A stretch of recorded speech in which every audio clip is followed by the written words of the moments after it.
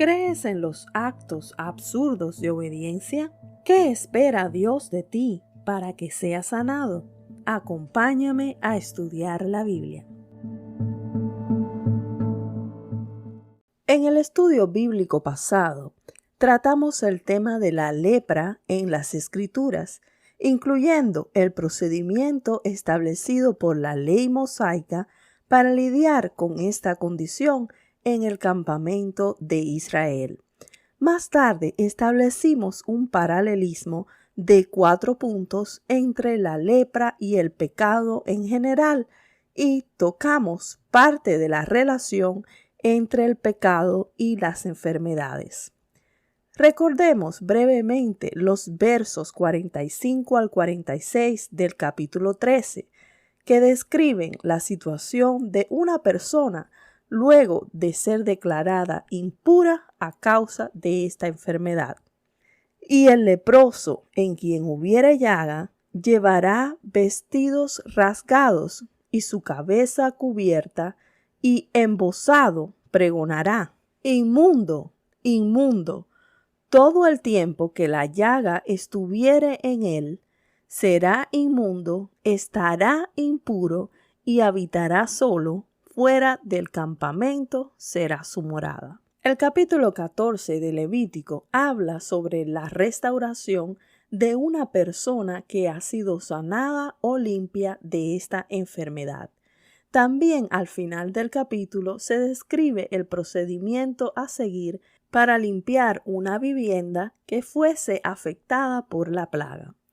Con respecto a la restauración de la persona, podemos hablar de purificación en un doble sentido, es decir, práctico o sanitario, y también en un sentido ritual o ceremonial.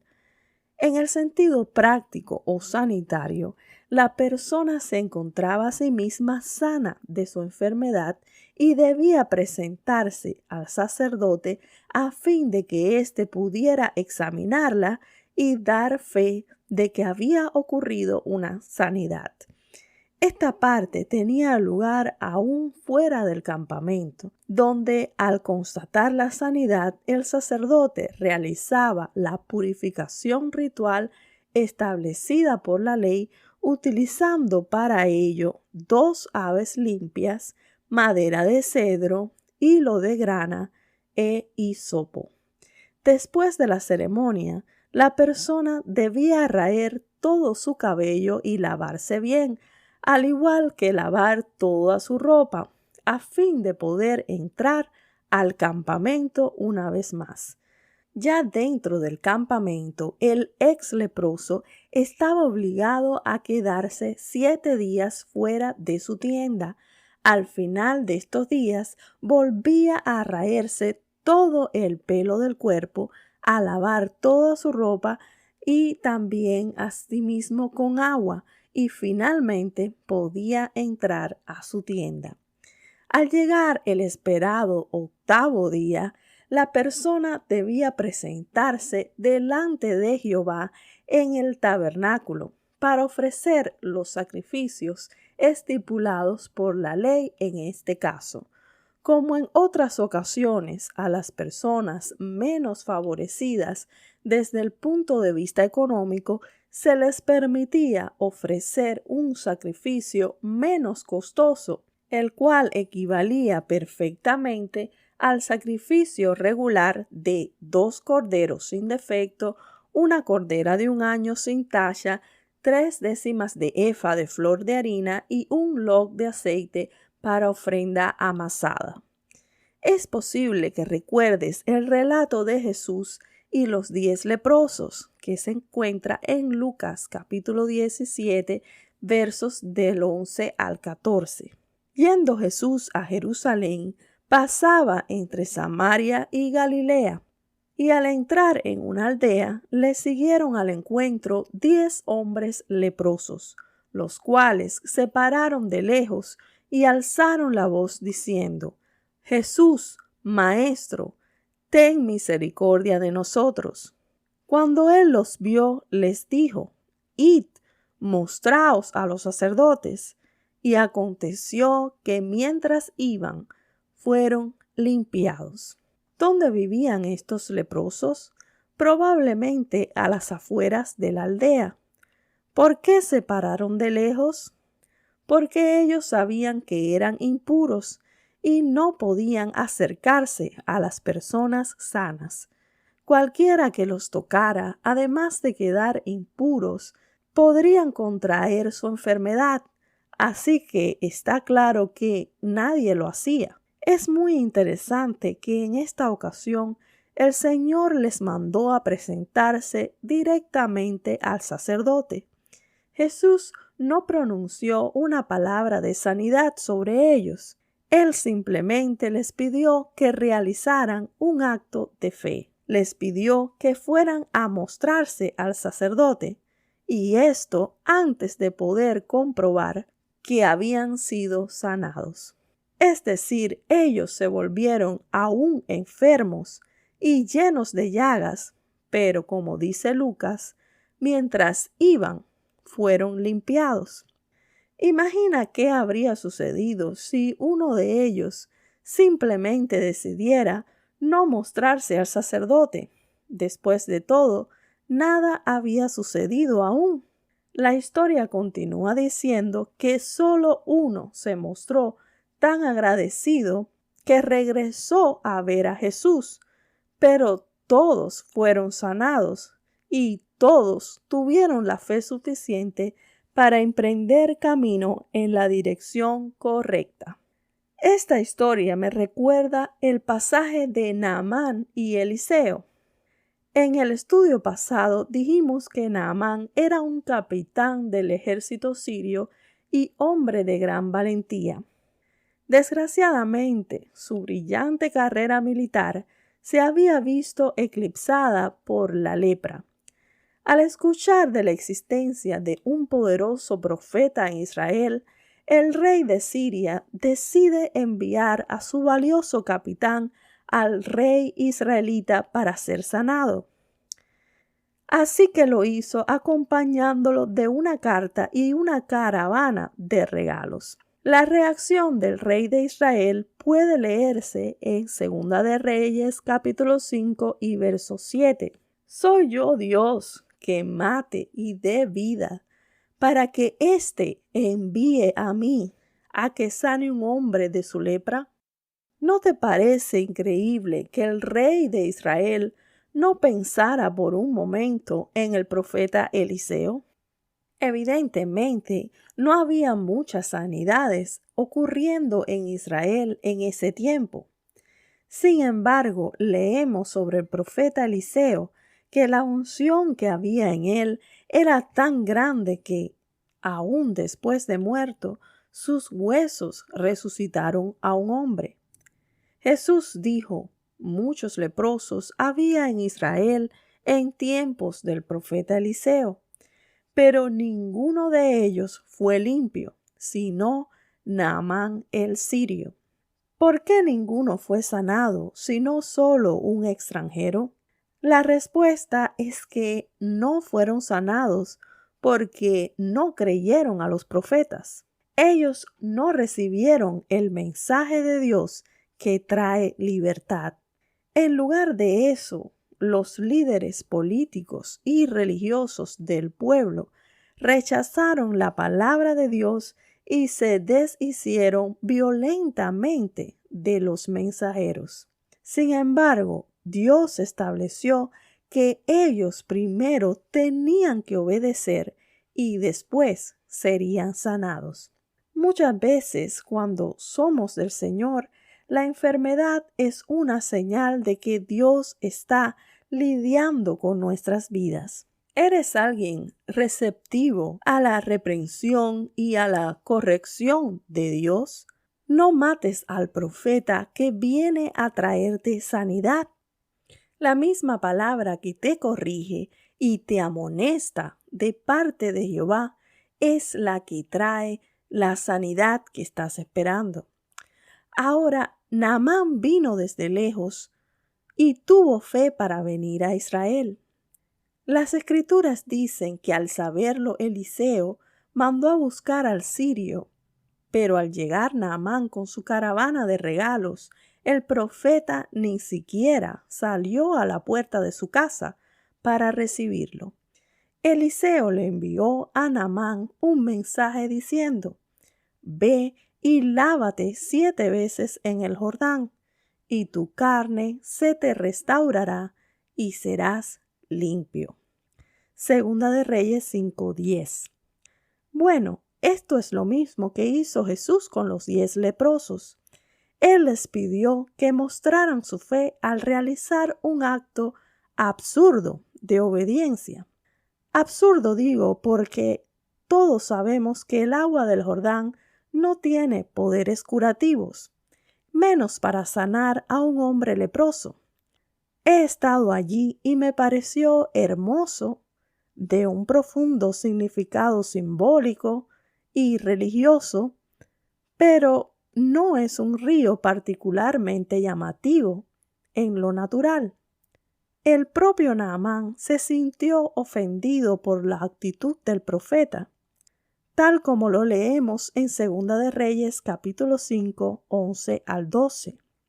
Y Naamán se fue enojado diciendo: «He aquí, yo decía para mí, saldrá él luego y estando en pie, invocará el nombre de Jehová su Dios, y alzará su mano y tocará el lugar y sanará la lepra.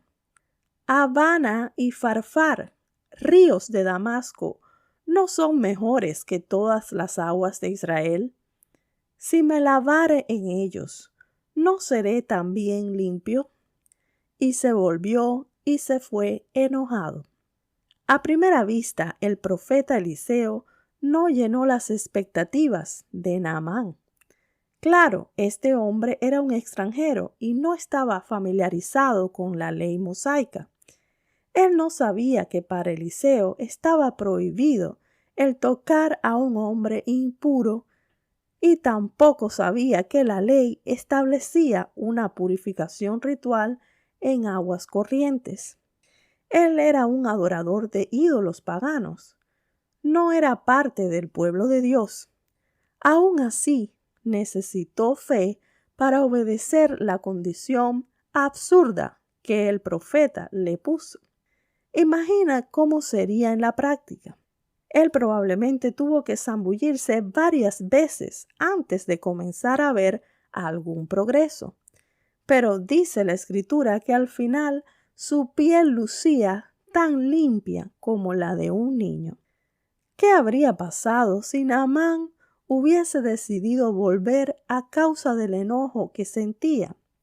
¿Qué habría sucedido si él hubiese desistido después de zambullirse las primeras 6 veces? Cuando continuamos leyendo la historia, nos damos cuenta de que Dios estaba tratando con el orgullo de este hombre, por lo que al sumergirse en el Jordán y quedar limpio, él reconoció que solamente Jehová, Dios de Israel, puede sanar, y que los dioses de su gran nación siria no eran más que ídolos. Una de las formas como Dios trata con nuestras vidas durante la enfermedad es mandándonos a realizar algunos actos absurdos de obediencia, cosas que a primera vista no parecen tener sentido alguno, pero que al final están destinados a educarnos en su propósito. Por regla general, usted tendrá que obedecer antes de poder ver, y es posible que lo primero que vea no sea algo que realmente llene sus expectativas. Otro detalle interesante es que Naamán tuvo que deshacerse del orgullo y también de la ira.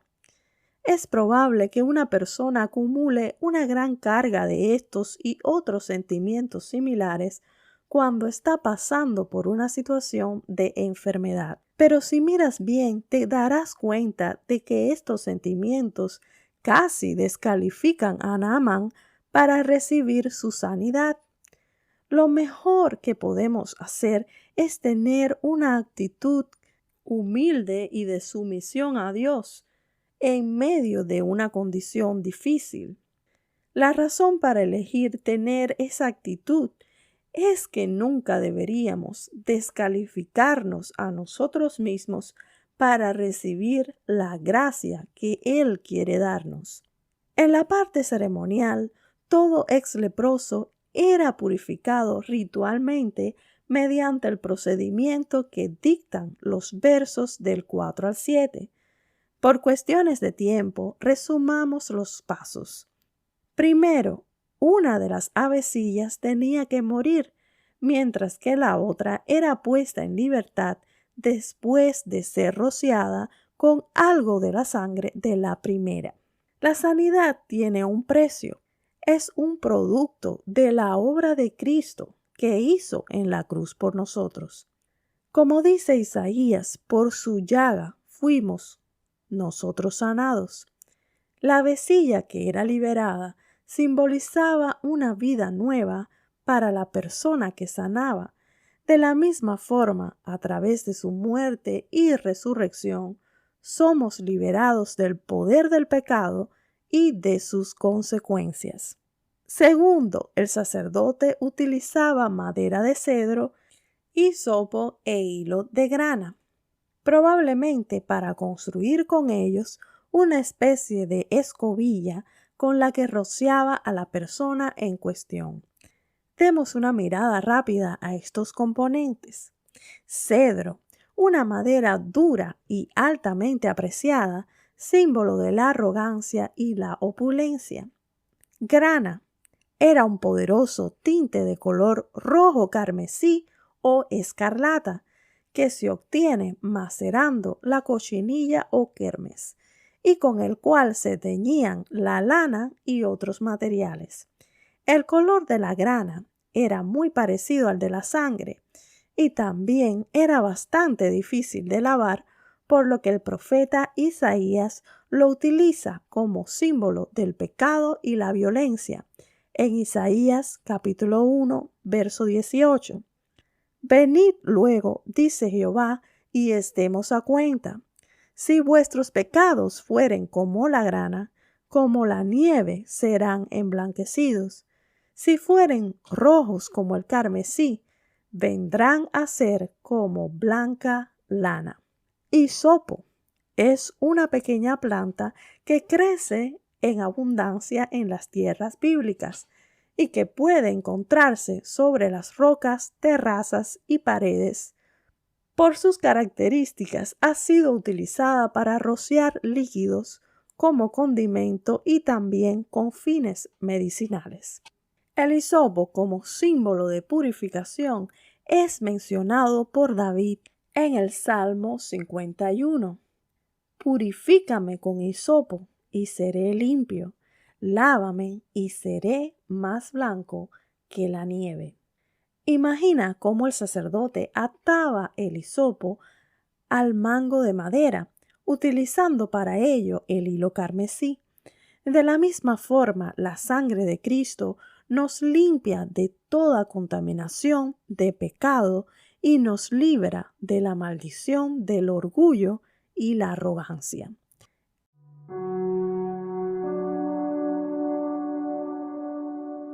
Un leproso vino y se postró rostro en tierra delante de Jesús. Él dijo: Señor, si quieres, puedes limpiarme. Me pregunto, ¿qué pudo llevar a este hombre a pensar que Jesús pudiera no querer sanarlo? La verdad es que muchos de nosotros pensamos así cuando atravesamos momentos difíciles. Nuestra fe cede al orgullo de creer que Dios es injusto e insensible al dolor que experimentamos como seres humanos. Jesús respondió al leproso: quiero, sé limpio, y le tocó. No importa lo que algunos puedan pensar, no es el deseo de Dios, ni el plan, ni el propósito de Dios que usted y yo seamos afligidos con diversas enfermedades.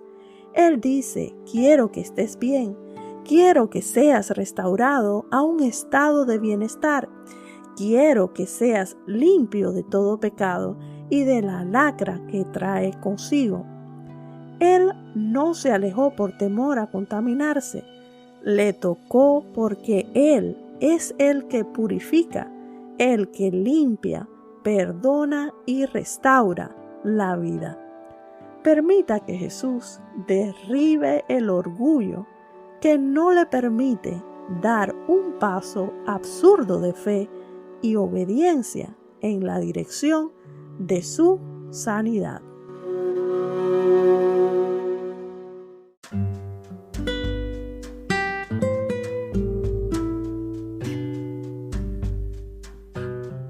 Estimado oyente, gracias por una oportunidad más de hablar la palabra de Dios sobre tu vida. Te animo a compartir conmigo algún testimonio de sanidad o de obediencia absurda. Por ahora, que Dios te bendiga más y hasta pronto.